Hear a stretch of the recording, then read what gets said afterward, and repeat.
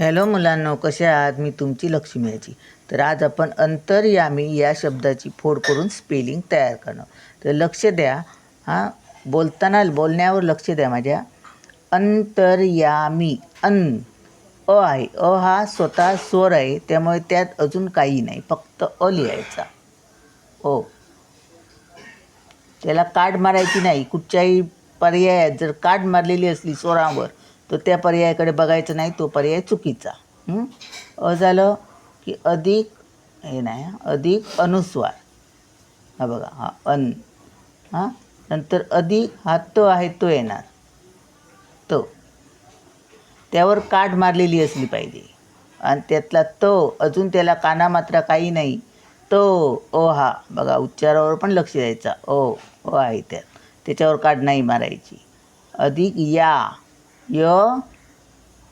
अंतर, बघा इथे उच्चार बघायचा. अंतर येतो, मग त्यावर काढ मारायची. काढ नसली तर तो पर्याय चुकीचा.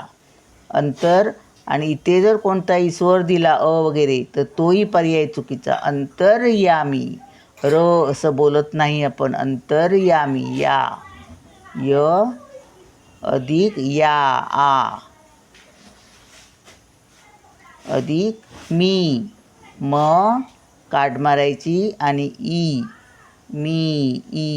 आणि ही बघा, ही दुसरी वेलांटी आहे इकडून, म्हणजे या ईवर रफार असणार. जर नसला रफार तर तो पर्याय चुकीचा. व्यंजनावर काठ पाहिजे. जर स्वरावर कुठच्याही काठ दिसली तर तो पर्याय चुकीचा. व्यंजनावर काठ नसली तर तो पर्याय चुकीचा. हे टिंब पण बघायचं आहे की नाही ते. ई बघायची कुठची आहे ती.